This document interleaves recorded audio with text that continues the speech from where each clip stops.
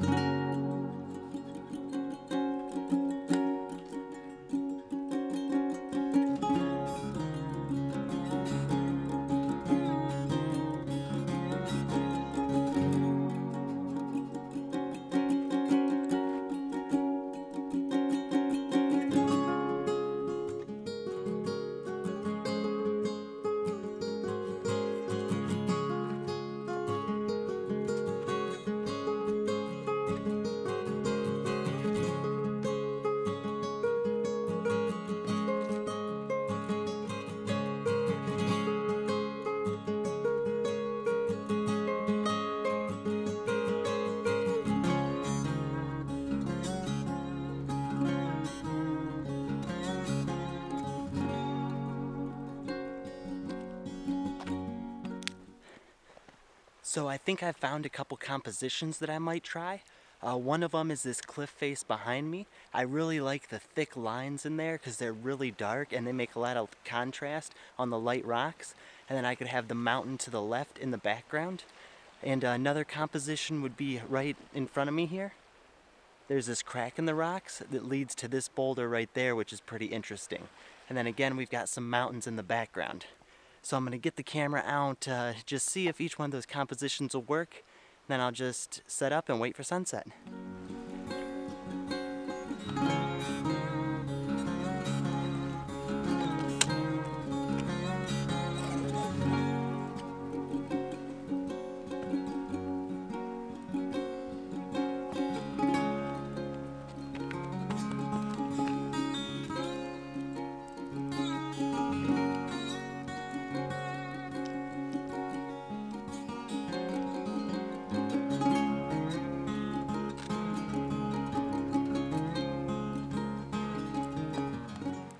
So I do really like this composition here with the crack leading to the boulders then out to the mountains, but I'm not going to shoot that tonight just because I've been shooting those mountains a lot recently. So what I'm going to do is I noticed some rocks to the left right down by the water.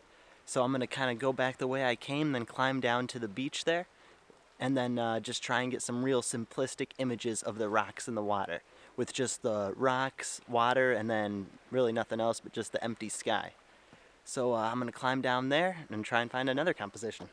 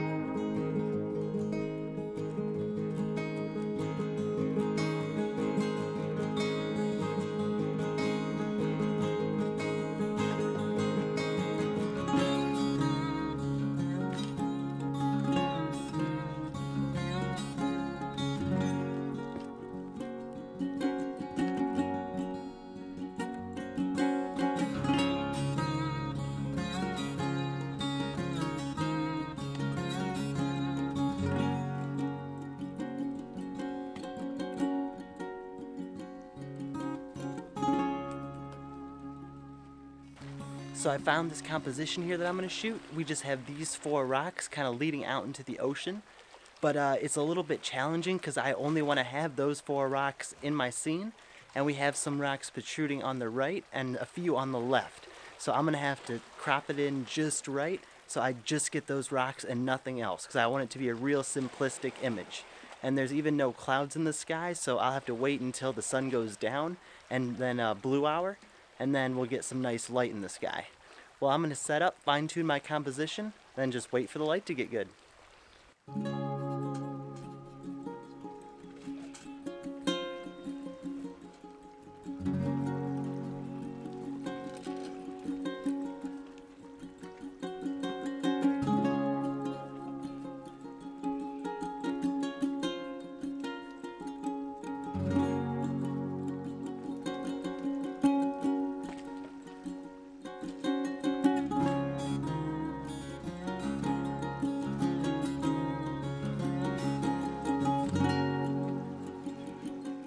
So it was pretty tricky just to get those rocks in the scene, and I do have one of the rocks on the right kind of protruding into my scene, so it's a bit unfortunate, so I might have to crop it because my lens just won't go tight enough. At 24 millimeters, it still shows a little bit of that rock, but that's alright. It'll just be a minimal crop in post-processing. So I'm going to put on my filters. I think I'm going to use a circular polarizer to kind of get rid of some of the glare on the water. Then I'm also going to use a graduated filter, a 3-stop grad filter, because the sky will be pretty bright and the scene will already be dark, so that'll kind of help balance the image out. Because the graduated filter is dark on top and then light on the bottom, so it'll darken the sky while leaving the foreground nice and light.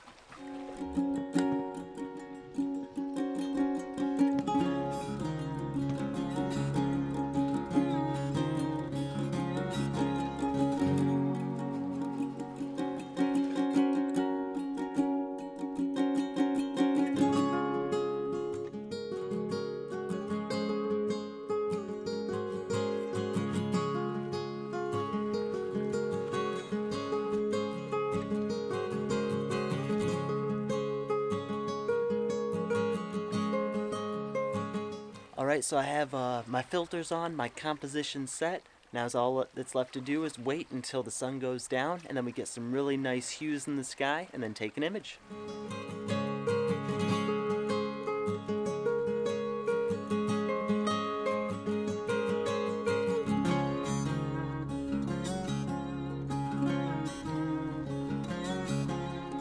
Now this is a challenging scene to shoot just because the rocks are so dark. They're nearly black, and with the sky being bright, I'm losing a lot of detail in the rocks, so I'm going to bracket my shots, and I'm going to overexpose just so I can get a lot of detail in the rocks, and then blend them in later if I deem that it's necessary. And I'm not doing any focus stacking or anything because there's no need, because the objects in my scene are pretty far away from the lens, so I'm just focusing on the middle rock there, and then the image should be sharp throughout. There's really not much to it, just the rocks, the water, and then the sky, and that's about all. Alright, so we're really getting some nice light now, so I'm taking some more images. I'm at 4 seconds now, f11, ISO 100, and of course I'm using a 2-second timer so I don't introduce camera shake.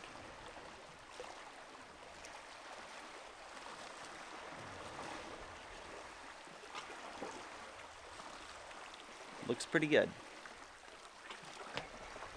So I would benefit if I had a 10-stop filter. I don't have one yet for the new system that I have. I ordered one, but it's in the mail, because it would really smooth out the water and make it nice and silky smooth.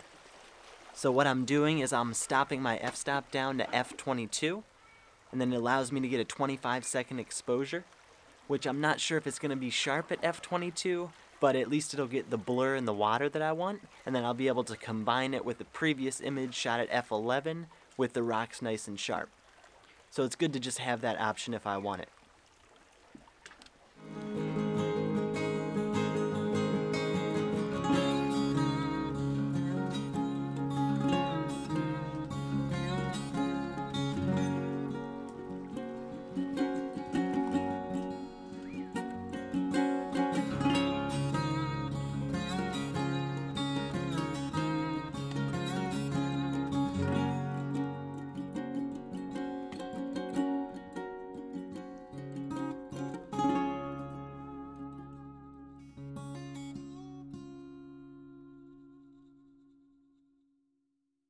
Well, that's all for today's video.